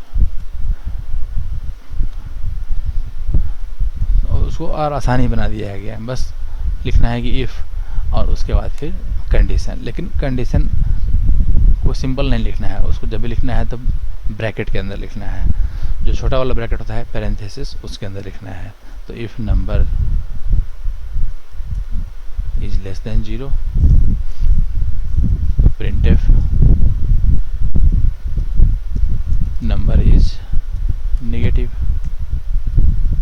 like this, and if number is greater than equal to 0 then printf number is positive like this। तो ये पहला वाला जो स्टेटमेंट है ये वाला this is equivalent to this statement, और नेचुरल है कि इससे छोटा भी है ये, क्योंकि यहाँ पे एक बार हम पहले हमने लिखा है व्हेन, फिर बाद में लिखा है देन, तो चूँकि नॉर्मल इंग्लिश था इस तरीके से। फिर ये वाला जो स्टेटमेंट है ना, ये इक्विवेलेंट है इसके। तो यहाँ हम लोग क्या कर रहे हैं कि इस इफ़ को यूज़ कर लिए। तो नेचुरल है कि इफ़ स्टेटमेंट का जो सबसे सिंपलेस्ट जो सिंटैक्स है ना, वो ये है कि the simplest syntax of if statement is as follows. सबसे पहले लिखना है स्मॉल में इफ़, उसका पैरेंथेसिस के अंदर देना है कुछ ना कुछ कंडीशन। अब वो कंडीशन क्या होगा वो हमारे पर डिपेंड करता है, and then the statement and semicolon. तो इस फॉर्मेट में ये हुआ कि ये वाला जो स्टेटमेंट है ये तभी काम करेगा जब ये वाला कंडीशन ट्रू होगा, है ना। जिस मोमेंट में ये वाला कंडीशन ट्रू नहीं होगा उस मोमेंट में ये वाला स्टेटमेंट काम नहीं करेगा। तो ये एक तरह का हमने रेस्ट्रिक्शन पुट अप कर दिया स्टेटमेंट के ऊपर। मतलब अब ऐसा नहीं है कि प्रोग्राम के अंदर जितना भी स्टेटमेंट लिखा हुआ है वो सारा का सारा स्टेटमेंट काम करेगा ही करेगा, इस पर कोई गारंटी नहीं है। ये इस बात पे डिपेंड करता है कि उस स्टेटमेंट के पहले जो कंडीशन लगाया गया है whether that condition is true और not. If that condition is true then this statement will run, and if that condition is not true then this statement will not run. इस चीज़ को माइंड में set कर लेना है। हालांकि programme तो ये बहुत छोटा है और हमको लगता है कि मैक्सिमम आदमी को ये नॉलेज में होगा ही, लेकिन फिर भी जैसे उस दिन एक स्टूडेंट था जो बोला कि हमको कुछ नहीं पता है इसके बारे में, ठीक है ना। जो मैसेज भी किया था व्हाट्सएप वाले ग्रुप में कि हमको अनईजी फील हो रहा है, समझ नहीं पा रहे हैं कि क्या है। फिर बाद में उससे हम बात किए तो उसको हो सकता है कि वो अगर अटेंड कर रहा होगा तो उसको दिक्कत हो रहा होगा कि हम इसको कैसे लिख रहे हैं, क्या लिख रहे हैं। फिर भी हम लोग क्या करते हैं, एक छोटा सा प्रोग्राम बना लेते हैं इसके लिए। इसका नाम देते हैं number.c, क्योंकि मैक्सिमम कोड ऑलरेडी लिखा हुआ है, उसको कॉपी करके पेस्ट कर देना है। इस number.c में जाएंगे और यहाँ पे वही हैश इंक्लूड stdio.h को इंक्लूड कर लेंगे, एंड देन इंट मेन और इंट नंबर। फिर ये कोड ऑलरेडी यहाँ लिखा हुआ है printf scanf, इसको यहाँ से ले ही लेते हैं पूरा का पूरा, बाद में चेंज कर लेंगे।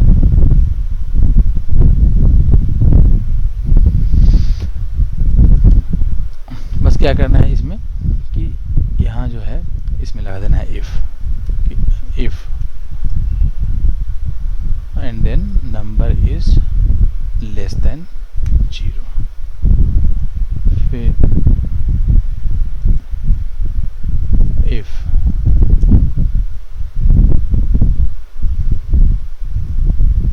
Number is greater than equal to 0। दो अलग अलग इफ लगा हुआ है।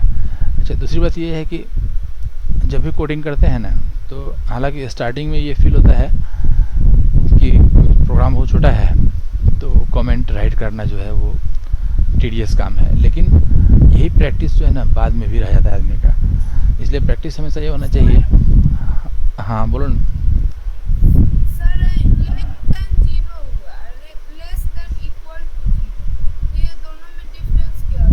नहीं, ये ग्रेटर देन इक्वल टू 0 है। ये ग्रेटर देन है लेकिन लेस देन इक्वल टू अगर किए तब तो फिर 0 भी चला जाएगा तो निगेटिव। किस कंडीशन में लगेगा? नहीं नहीं, तो फिर तो वो तो 0 जो है वो चला जाएगा निगेटिव में, चला जाएगा ना वो, जबकि 0 निगेटिव है नहीं, 0 पॉजिटिव में काउंट होता है ना। इस कारण से ऐसा लिखा हुआ है कि ग्रेटर देन इक्वल टू। किसी भी प्रोग्राम में लेस देन इक्वल टू 0 दे दो। नहीं तो वो तो डिपेंड करता है ना कि हमको करना क्या है।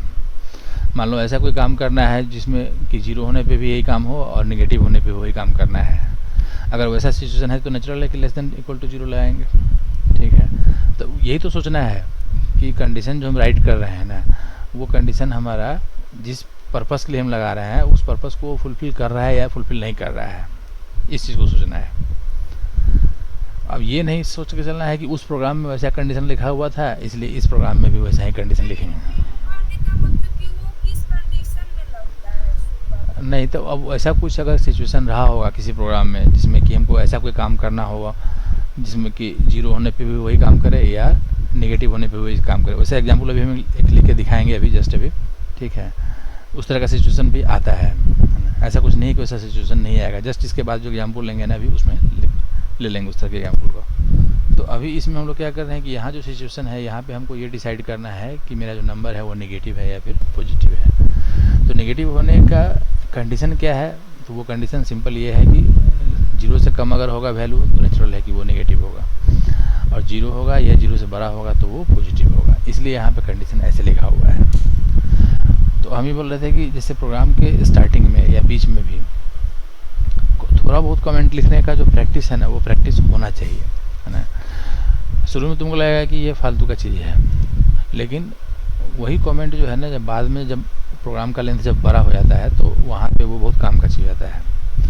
इसलिए कमेंट राइटिंग का प्रैक्टिस स्टार्टिंग से होना चाहिए। एटलीस्ट हमारा जो मेजर ब्लॉक है प्रोग्राम का, ठीक है ना, उस मेजर ब्लॉक के बारे में उसमें लिखा होना चाहिए कि इस ब्लॉक का क्या पर्पस है, यहाँ पे हम क्या करने जा रहे हैं। और स्टार्टिंग में भी जैसे सबसे मेन प्रैक्टिस ये होना चाहिए कि सबसे शुरू में कम से कम उस फाइल का नाम, ठीक है, कि फाइल का नाम क्या है और उसका क्या उसका पर्पस है उसका। जैसे यहाँ पे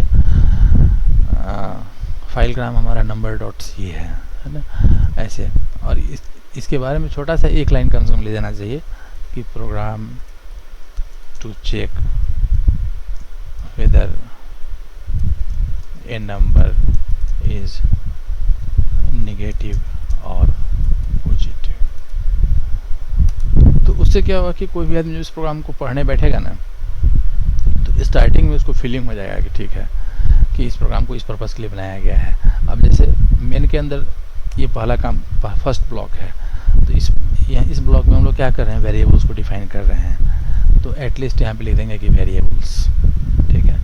वेरिएबल डिसाइड करने के बाद हम लोग यहाँ पे अब क्या कर रहे हैं, यहाँ पे हम इनपुट ले रहे हैं, तो यहाँ लिख देंगे कि इनपुट। अभी देखने में लगेगा बेकार है कि क्यों हम लिख रहे हैं वेरिएबल्स, क्यों लिख रहे हैं इनपुट, लेकिन यही प्रैक्टिस बाद में जो है ना वो क्या होगा कि वो काम करेगा। और ये हमारा यहाँ कोई कैलकुलेशन है नहीं, डायरेक्टली आउटपुट है, तो ये हमारा आउटपुट का सेक्शन हो गया।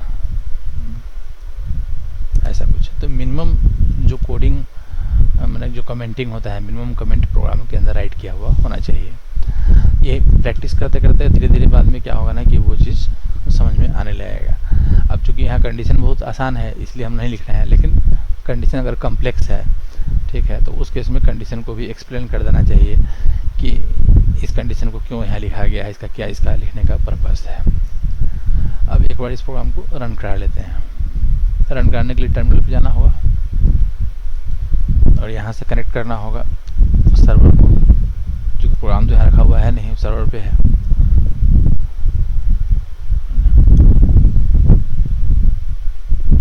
ओहो,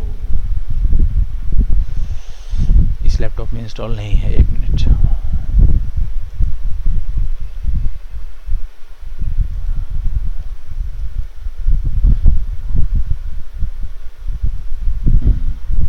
छोटा सा फाइल है ये, मोबाइल सेल, तुरंत इंस्टॉल हो जाएगा ये।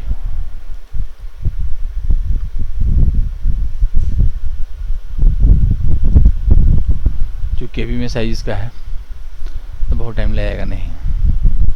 अब इस पर डिपेंडेंसी है कि ये जो पैकेज है ना ये बाकी 2 पैकेज पे और डिपेंडेंट है, तो नेचुरल है कि जब वो इंस्टॉलेशन होगा तीनों का होगा वो।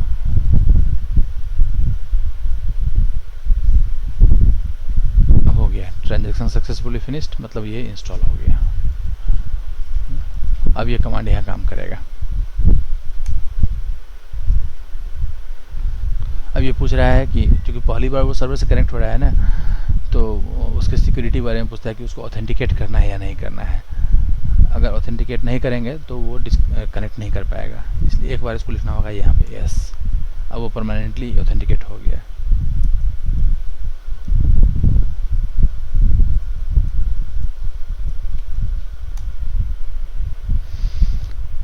कनेक्ट हो गया। अब ये जो टर्मिनल आया है ये भी डॉलर टर्मिनल ही है, लेकिन ये डॉलर जो है वो सर्वर का है ना। और इधर इस टैब में यहाँ जो ये जो पिंग हो रहा है ये लोकल सिस्टम पे है और ये हमारा सर्वर पे है।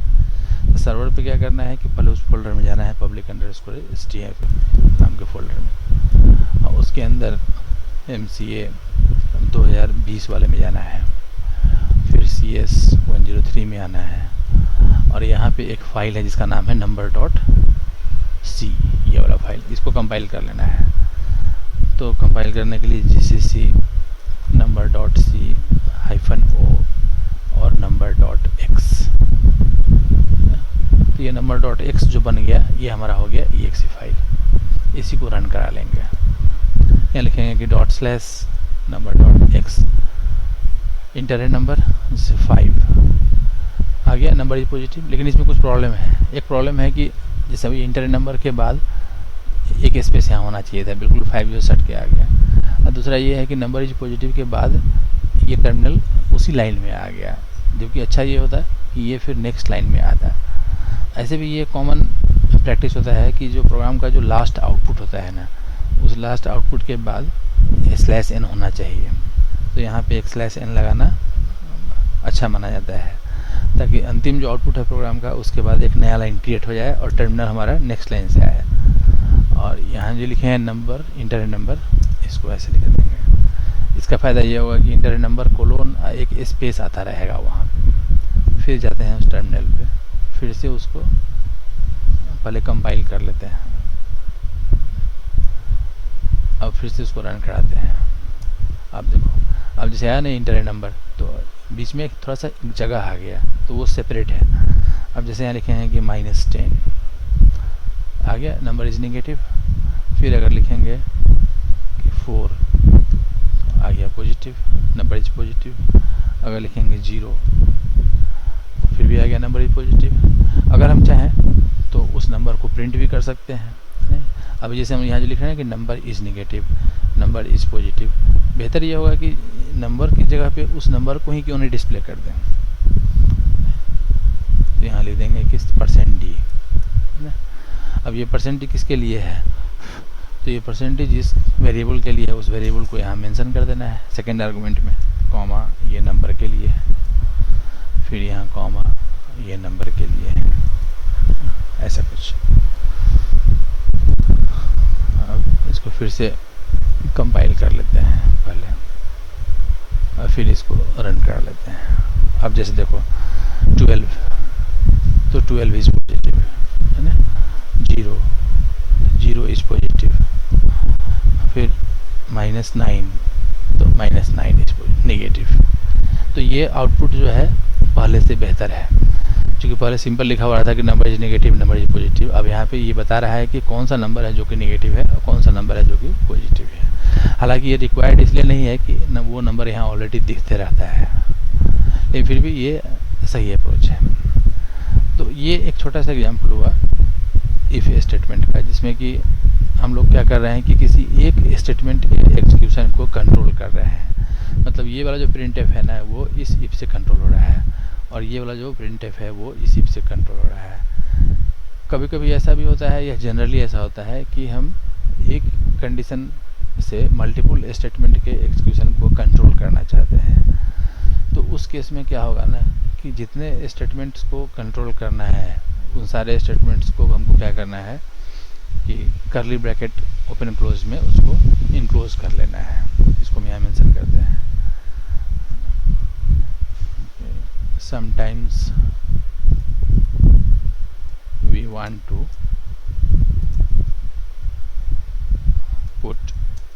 restriction on more than one statements. In that case, all those statements should be enclosed inside a set of opening and closing curly brackets. तीन मतलब curly brackets किसको बोलते हैं? मिडिल ब्रैकेट को. तो इस केस में ऐसे होगा कि if condition and then curly bracket start and then the statement 1, the statement 2, the statement 3, like this. जितना स्टेटमेंट लिखना है वो सबको यहाँ पे लिख देना है. तब उसके बाद फिर कर्ली ब्रैकेट को बंद कर देना है. ये इसका सिस्टम हुआ. तो एक फॉर्मेट हो गया ये वाला और एक फॉर्मेट हो गया ये वाला. तो ये कर्ली ब्रैकेट को जब हम यूज़ करते हैं तो ऐसा कुछ नहीं है कि मल्टीपल स्टेटमेंट के केस में ही कर्ली ब्रैकेट को यूज़ करना है.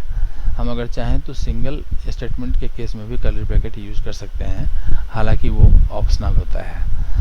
तो जनरली हम लोग ये चलता है ट्रेंड कि अगर एक स्टेटमेंट है तो कर्ली ब्रैकेट यूज़ नहीं करना है और मोर देन वन स्टेटमेंट है तो कर्ली ब्रैकेट यूज़ करना है. हालांकि हम अगर चाहें तो दोनों ही केस में कर्ली ब्रैकेट यूज़ कर सकते हैं. वो पर्सन टू पर्सन वेरी करता है ना, किसी का क्या चॉइस है, किसी का क्या चॉइस है, उस पर डिपेंड करता है. अब छोटा सा एक एग्जाम्पल लेते हैं जिसमें कि ये वाला केस हम दिखाते हैं करके. जैसे मान लो कि क्या करना है कि एक ऐसा प्रोग्राम बनाना है जिसमें सर्किल का रेडियस इनपुट लेना है और उसके बाद उसका डायमीटर और उसका एरिया कैलकुलेट करके डिस्प्ले करना है. तो उस प्रोग्राम को अगर हम राइट करेंगे, 1 मिनट यहाँ पे इसमें नहीं बना हुआ है, एक नया फाइल क्रिएट करो, इसका नाम देते हैं circle.c.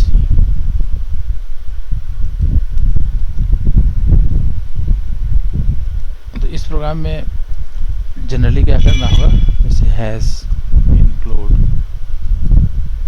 stdio.h then int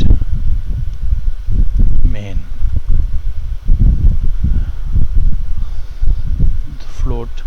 अब फ्लोट टाइप का एक वेरिएबल डिफाइन करेंगे रेडियस के लिए, एक डिफाइन करेंगे डायमीटर के लिए, एक डिफाइन करेंगे एरिया के लिए. 3 वेरिएबल हमारे पास हो गया.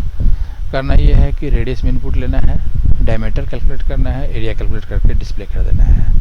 तो नॉर्मली लिखेंगे हम लोग printf है ना, enter radius of circle, then the scanf %f, क्योंकि ये फ्लोट है, फ्रैक्शन का पॉसिबिलिटी है, तो %r फॉर रेडियस. नॉर्मली हम लोग क्या करते हैं कि डायमीटर निकाल लेते हैं कि d = 2 times r और a = 3.14 times r times r square. तो d से डायमीटर निकल गया और a से एरिया निकल गया. और फिर क्या करेंगे, लिखेंगे कि printf एंड यहाँ देंगे मैसेज की diameter is %f/n d semicolon, then next printf area is %f/n and then a, and in the last return 0. हमको नहीं लगता है कि इस प्रोग्राम में किसी को कोई दिक्कत होगा समझने में, क्योंकि एकदम प्लेन प्रोग्राम है ये. एक बार इसको रन कर लेना है. यहाँ लिखना है कि gcc circle.c-o circle.x कर लेना है इसको. अभी रन कराएंगे सर्किल वाले को, पूछेगा रेडियस, जिस रेडियस हमने डाला यहाँ पे 4, तो 4 के कॉरस्पॉन्डिंग जो उसका डायमीटर है और जो एरिया है वो डिस्प्ले कर दिया. इसमें कोई दिक्कत नहीं है. प्रॉब्लम कब हो रहा है कि अगर हम यहाँ पे डालते हैं 0, तो सोच के देखो कि वैसा कोई सर्किल हो सकता है क्या जिसका कि रेडियस 0 हो? रेडियस 0 है, इसका मतलब है कि सर्किल डज नॉट एग्जिस्ट, है ना। क्योंकि सर्किल अगर होगा तो नेचुरल है कि उसका रेडियस कुछ न कुछ 0 से बड़ा वैल्यू होगा। 0 अगर है इसका मतलब है कि वो है ही नहीं, वो उसका एग्जिस्टेंस ही नहीं है। और हमारा जो प्रोग्राम है वो क्या कर रहा है कि 0 डालने पे बता रहा है कि उसका डायमीटर भी 0 है, एरिया भी 0 है। तो ये तो गलत हुआ ना। ये नहीं, इसको कहना चाहिए कि circle does not exist, circle exist ही नहीं करता है, या आपका जो रेडियस है ना वो इनवैलिड है, वो सही रेडियस नहीं है। सिमिलरली अगर इसको हम रन कराते हैं और यहाँ देते हैं कि -2, तो ये भी एक तरह से गलत हो रहा है, क्योंकि ऐसा कोई सर्किल हो ही नहीं सकता है दुनिया में जिसका कि रेडियस जो है नेगेटिव हो। वो जब भी होगा तो कोई ना कोई पॉजिटिव वैल्यू होगा, लेकिन ये प्रोग्राम वो चेक नहीं कर रहा है। यहाँ सिंपली बता दे रहा है कि डायमीटर इज -4, एरिया इज 12.56। ये भी गलत हुआ। तो इस चीज़ को बैन करना होगा, है ना। तो इसको बैन करने के लिए हमको सोचना होगा कि जब रेडियस का वैल्यू 0 या उससे कम है तो इसका मतलब है कि सर्किल का जो रेडियस है वो इनवैलिड है। तो यहाँ लिखेंगे कि if r is less than equal to 0, ना। यहाँ आ गया लेस दैन इक्वल टू, कि जब r का वैल्यू 0 से कम हो या 0 के बराबर हो तो उस केस में हमको मैसेज देना है कि इनवैलिड रेडियस हमारा इनवैलिड है, और /n लगा देंगे यहाँ पे। और when r is greater than 0, तभी उस केस में जो है ना उसका डायमीटर और एरिया का कैलकुलेशन का बात होता है। तो इसको क्या करना है कि इसको यहाँ डाल देना है। अब जो है ना, अब ये सही हुआ, क्योंकि अब इसमें भी 2 इफ़ लगा हुआ है, लेकिन इसमें एक इफ़ ऐसा लगा हुआ है जिसमें एक ही स्टेटमेंट को कंट्रोल कर रहे हैं, और ये इफ़ ऐसा है जिसमें कि हम 1 2 3 4 स्टेटमेंट को कंट्रोल कर रहे हैं, ठीक है। तो अब जब ये प्रोग्राम कंपाइल होगा और रन करेगा तो ये सही से काम करेगा। ये क्या करेगा कि 0 और नेगेटिव के केस में बताएगा कि हमारा रेडियस इनवैलिड है, और अगर r का वैल्यू 0 से बड़ा होगा तब वो उस हमारा जो आउटपुट होना चाहिए उस आउटपुट को वो डिस्प्ले करेगा। एक बार इसको कंपाइल कर लेते हैं फिर से। कंपाइल करने के बाद फिर क्या करते हैं, इसको यहाँ रन कराते हैं। अब जैसे देखो 0 देंगे, इनवैलिड रेडियस। तो चूँकि रेडियस इनवैलिड है so there is no question of diameter and area. Similarly -3 again invalid radius. लेकिन अगर हम कोई वैल्यू देते हैं जैसे 5 दिए तो ठीक है, वहाँ पे डायमीटर आ गया, रेडियस आ गया, उसका एरिया आ गया। तो ये एक सिंपल एग्जाम्पल था। इस तरह का बहुत सारा सिचुएशन जो है ना आएगा आने वाले समय में, जिसमें हम लोग क्या करेंगे कि इफ़ का यूज़ करेंगे। और जनरली क्या होता है कि जहाँ कहीं भी हम यूजर्स इनपुट लेते हैं तो यूजर्स इनपुट लेने के बाद सबसे पहला काम ये होना चाहिए कि उसको वैलिडेट करना चाहिए कि यूज़र जो इनपुट डाल रहा है वो whether that input is correct और नॉट। क्योंकि यूज़र कुछ भी कर सकता है ना। तो जिसमें वो वैल्यू डाल रहा है तो वो प्रोग्रामर का रिस्पॉन्सिबिलिटी है कि उसको चेक करे कि वो वैल्यू हमारा वैलिड है कि नहीं वैलिड है। अगर वैलिड है तो वो कैलकुलेशन करना है, और अगर इनवैलिड है तो उसको वार्निंग मैसेज देके छोड़ देना है। ये चीज़ ये तो नेचुरल है कि इस काम को करने के लिए इफ़ से ज़्यादा अच्छा कोई दूसरा ऑप्शन हमारे पास नहीं होगा। हम ऐसे कोई भी डिसीजन मेकिंग स्टेटमेंट वहाँ पे यूज़ कर सकते हैं, लेकिन जनरली इफ़ को इस काम के लिए सबसे अच्छा माना जाता है, ठीक है। तो ये जो इफ़ स्टेटमेंट है अभी यहाँ से स्टार्ट हुआ है, इसको 2 क्लास 3 क्लास लगेगा तब जाकर के इसका ढेर सारा एग्जाम्पल जो है ना वो कंट्रोल में हमारे आ पाएगा, और इस तब समझ में आएगा कि कैसे कैसे कहाँ इसको हमको यूज़ करना है। तो आज इसको इतना ही रहने देते हैं। प्रैक्टिस करने के लिए क्या करना है ना कि इस तरह का और भी प्रोग्राम जो है बना करके देखना है। इसको प्रैक्टिस करने के लिए कि जैसे अभी हम सर्किल के एग्जाम्पल लिए हैं उस तरह का यह हम इसमें लिख देते हैं प्रैक्टिस करने के लिए। Task 1, write a program to read marks obtained by a student, ठीक है।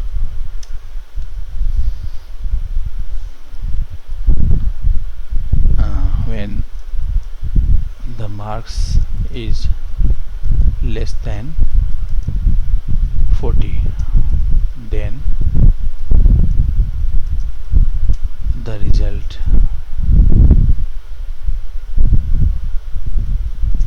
is fail, and when marks is more than or equal to 40, then the result is pass. Program should validate the marks and then display the result. The valid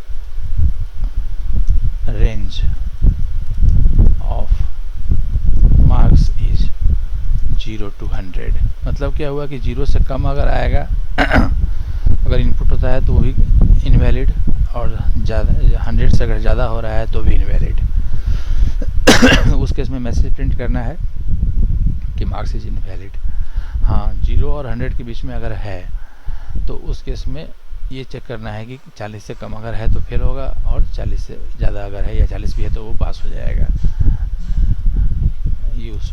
you have to only use if statement,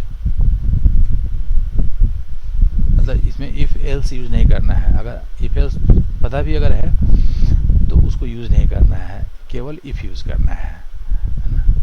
तो उससे क्या होगा कि केवल if use करने का जो practice है ना वो प्रैक्टिस हो जाएगा। दूसरा देते हैं, task number 2, write a program to read the value of length and width of a rectangle and then calculate its perimeter and area. The formula is given below. अब फार्मूला पता भी होगा कि perimeter is equal to 2 times length plus width and area is equal to length times width. ये formula हो गया हमारा, ठीक है। The program should calculate perimeter and area when length and width are valid only. Length and width are valid when their value is more than 0। इस तरीके से, मतलब 0 अगर है तब भी इनवैलिड है, और 0 से कम है तब तो इनवैलिड है ही वो, इसमें कोई शक ही नहीं है। टास्क 3, सब छोटा छोटा प्रोग्राम सब है लेकिन एक दूसरे से मिलता जुलता है ना, और ये बहुत कॉमनली यूज्ड सिचुएशन है जहाँ पे हम लोग इसको यूज़ करते हैं। जैसे अब कंडीशन राइटिंग करते समय ये भी ध्यान रखना है कि वो एंड ऑपरेटर और ऑपरेटर उसको भी हम चाहें तो यूज़ कर सकते हैं। फिर write a program to read marks obtained by a student and then calculate grade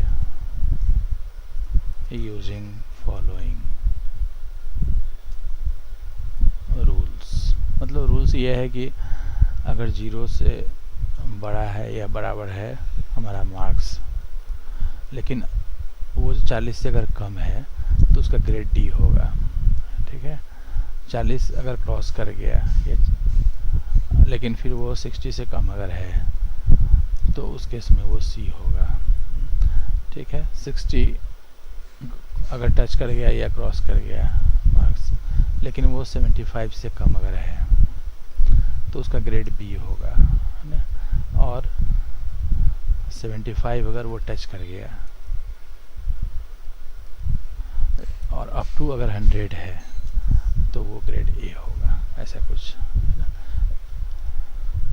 so in case of invalid marks,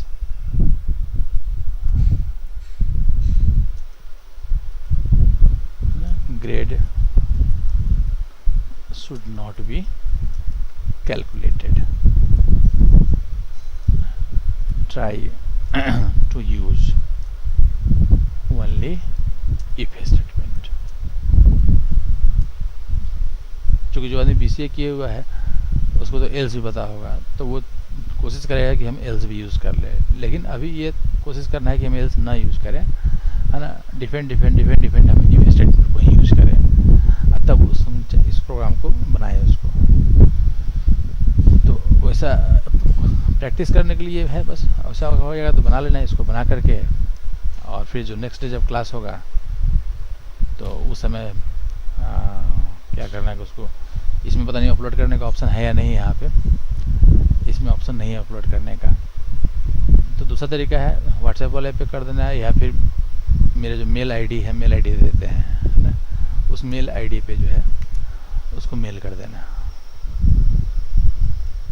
CCPP Linux, है ना, @gmail.com। जीमेल पे भी है, याहू पे भी है, लेकिन जीमेल वाला ज़्यादा यूज़ करते हैं। और ये भी जो है ना, ये बना हुआ है इसी तरीके से। ये पहला सी जो है सी लैंग्वेज के लिए है, उसके बाद जो CPP है वो C++ के लिए है। ठीक है, इसलिए इसका नाम है CCPP। और लिनक्स जो हो गया वो ऑपरेटिंग सिस्टम है। तो चूँकि लिनक्स में हम लोग शुरू से काम करते आ रहे हैं, और स्टार्टिंग जो हम लोग काम करना शुरू किए थे, कोई भी आदमी करता है तो C और C++ से करता है। तो हम भी क्या किए कि स्टार्टिंग में जो वेरिएबल जो अपना आईडी बनाया ना, उस आईडी का नाम दे दिए CCPP, जो कि यूनिक हो गया और हर जगह वो मिलता चला गया। तो फेसबुक पे, ट्विटर पे, ठीक है, जहाँ कहीं भी मेरा आईडी है ना, वो हर जगह यही है, CCPP लिनक्स ही है। या फिर वो जीमेल पे हो, या फिर वो याहू पे हो, या फिर जैसे लोकल सिस्टम पे हो या सर्वर पे हो, तो ये बिल्कुल मतलब वो उससे मिलता जुलता है। तो यही करना है कि प्रोग्राम को बना करके अपने रोल नंबर के साथ, जो क्लास रोल है उसके साथ क्या करना है कि इस तीनों टास्क का जो कोड है ना, उस कोड को अटैच करके भेज देना इस मेल आईडी पे। बाद में हम क्या करेंगे कि ये जो इंटरफेस है ऑनलाइन क्लास वाला, इसमें स्टूडेंट का जो लॉगिन है ना, वहाँ पे एक बना देंगे सिस्टम कि वहाँ भी आदमी चाहे तो अपना अपलोड कर सके अपने आईडी में लॉगिन करके, तो वो ज़्यादा अच्छा हो जाएगा वो, उस तरीके से। ठीक है, आज हम इतना ही रहने देते हैं, और थोड़ी देर बाद क्या करेंगे कि ये सब जो फाइल है इसको अपलोड कर देंगे व्हाट्सएप वाले ग्रुप में, वहाँ से उसको डाउनलोड कर लेना है उसको। फिर हम लोग मिलते हैं परसों। फिर कोई कन्फ्यूजन? हमको लगता नहीं कि इसमें कुछ कन्फ्यूजन इसमें होना चाहिए इसमें, क्योंकि बहुत सिंपल चीज़ हम लोग चल रहे हैं।